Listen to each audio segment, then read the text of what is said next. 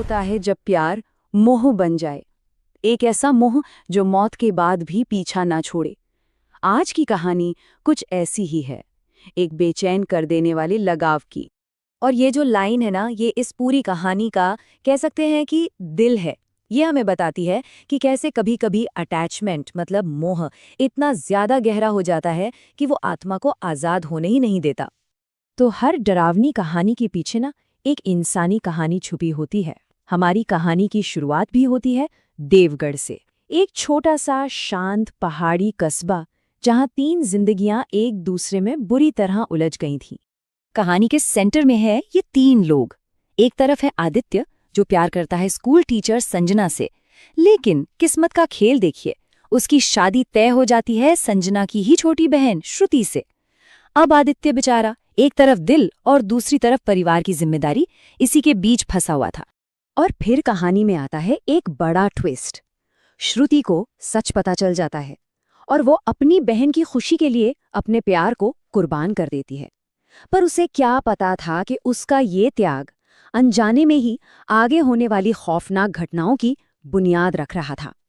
तो श्रुति के पीछे हटने के बाद आदित्य और संजना की शादी हो गई। 3 साल तक उनकी जिंदगी बहुत खूबसूरत, बहुत खुशहाल भी थी। सब कुछ परफेक्ट था।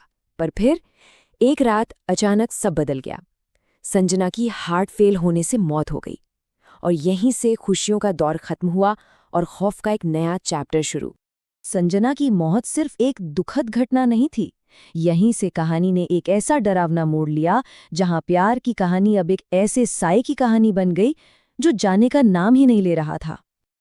और इसका पहला इशारा तो अंतिम संस्कार के वक्त ही मिल गया था। कुछ बहुत अजीब हो रहा था। संजना का शरीर तो शांत था, पर उसकी आंखें वो खुली हुई थी। चिता की आग भी ठीक से नहीं जल रही थी। वहां मौजूद लोगों में फुसफुसाहट शुरू हो गई कि उसकी आत्मा मोह में फंस गई है, वो ये दुनिया छोड़कर जाना ही नहीं चाहती। और फिर उसी रात आदित्य का जो सबसे बड़ा डर था वो सच हो गया। आधी रात को उसने अपनी मरी हुई पत्नी संजना को घर के किचन में खड़े देखा। बिल्कुल वैसे ही, वही लाल साड़ी, वही खुले बाल। ये कोई सपना या वहम नहीं था, ये एक भयानक हकीकत थी जिसकी बस अभी शुरुआत हुई थी। लेकिन संजना की आत्मा सिर्फ घर में भटक नहीं रही थी, नहीं, वो आदित्य के करीब आने का एक और रास्ता खोज रही थी। और वो रास्ता कहानी को पहले से भी कहीं ज्यादा डरावना बनाने वाला था।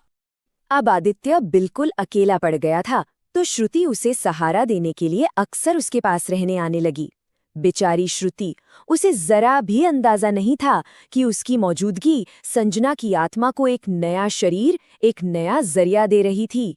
वो दोनों उस घर में अकेले नहीं थे, कभी नहीं थे। और फिर आदित्य को अजीब बदलाव दिखने लगे। श्रुति का बर्ताव हूबहू संजना जैसा होता जा रहा था। वो ऐसी बातें करने लगी जो सिर्फ आदित्य और संजना जानते थे, जैसे कि वो पुराना लाल दुपट्टा कहाँ छुपा कर रखा है। श्रुति वही परफ्यूम लगा रही थी, वही साड़ी पहन रही थी, और उसकी मुस्कान वो भी बिल्कुल संजना जैसी थी। मतलब ऐसा लग रहा था जैसे एक ही जिस्म में 2 आत्माएं बस रही हों। आखिरकार एक रात वो हुआ जिसका डर था। संजना की आत्मा ने श्रुति के शरीर से सीधे आदित्य से बात की।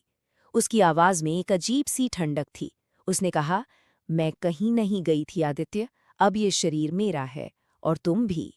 ये प्यार नहीं था, ये खतरनाक कब्जा था। इसके बाद संजना की आत्मा की मांगें और भी भयानक होती गईं। पहले पवित्र तेल, फिर मंदिर की मूर्ति और फिर एक इंसानी बलि। अब आदित्य को समझ आ गया था कि ये आत्मा अब किसी भी हद तक जा सकती है, और अगर उसने जल्द कुछ नहीं किया तो वो श्रुति को हमेशा हमेशा के लिए खो देगा। आदित्य पूरी तरह टूट चुका था और उसके पास अब बस एक ही रास्ता था, इस आत्मा का सामना करना। मदद की आखिरी उम्मीद लेकर वो गांव के बाहर रहने वाले एक तांत्रिक बाबा सुदर्शन नाथ के पास पहुंचा। बाबा सुदर्शन नाथ ने आदित्य को सीधी और साफ चेतावनी दी। उन्होंने कहा, मोह में फंसी आत्मा सबसे खतरनाक होती है। प्यार और पागलपन की बीच की लाइन मिट जाती है।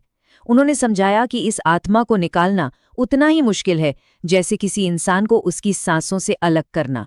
लेकिन श्रुति को बचाने के लिए आदित्य कोई भी कीमत चुकाने को तैयार था। बाबा ने जो पूजा की विधि बताई, उसके लिए कुछ बहुत ही अजीब और डरावनी चीजें चाहिए थी। अमावस्या की रात लाई हुई शमशान की राख, पीपल की सूखी टहनी और संजना की चिता वाली जगह से एक मुट्ठी मिट्टी। इन चीजों को जमा करते हुए आदित्य को हर पल लग रहा था जैसे कोई उसे देख रहा है, उसे रोकने की कोशिश कर रहा है। तो पूजा शुरू हुई। जैसे ही बाबा ने मंत्र पढ़ने शुरू किए, घर का पूरा माहौल ही बदल गया। खिड़कियां जोर जोर से पीटने लगीं और श्रुति का शरीर बुरी तरह कांपने लगा। और फिर संजना की आत्मा श्रुति के जिस्म से चीखी, अगर मैं नहीं तो कोई नहीं, मैं तेरा पहला और आखिरी प्यार हूं। और फिर वो पल आया। बाबा ने संजना की चिता की मिट्टी हवन कुंड में डाली और आत्मा को शरीर छोड़ने का आदेश दिया। एक दिल दहला देने वाली चीख गूंजी और श्रुति के शरीर से एक काले धुएं जैसी राख निकली और उस पवित्र आग में समा गई। श्रुति वहीं बेहोश होकर गिर पड़ी और कमरे में एकदम सन्नाटा छा गया। एक पल को लगा कि चलो सब खत्म हो गया, श्रुति बच गई। लेकिन ये आज़ादी अधूरी थी। शायद कहानी का सबसे डरावना मोड़ तो अभी आना बाकी था। जाते जाते बाबा सुदर्शन नाथ एक आखिरी और बहुत ही डरावनी चेतावनी देकर गए। उन्होंने कहा, मोह में फंसी आत्मा कभी पूरी तरह खत्म नहीं होती, वो बस सो जाती है और सही वक्त का इंतजार करती है। और ये डर आदित्य के दिल में हमेशा के लिए घर कर गया। जब आदित्य ने दोनों परिवारों को पूरी सच्चाई बताई और बाबा की चेतावनी के बारे में भी बताया, तो सबने मिलकर एक ही फैसला लिया। उस घर में रहना अब बिल्कुल भी सेफ नहीं था। उन्होंने वो घर हमेशा के लिए छोड़ दिया और उस आत्मा को उसकी अधूरी नींद में वहीं छोड़ आए। ये कहानी हमें एक बहुत गहरे सवाल के साथ छोड़ जाती है। क्या सच में मोह प्यार से ज्यादा शक्तिशाली हो सकता है? क्या लगाव इतना ताकतवर हो सकता है कि वो प्यार की सारी सीमाओं को तोड़कर एक खौफनाक रूप ले ले? सोचने वाली बात है।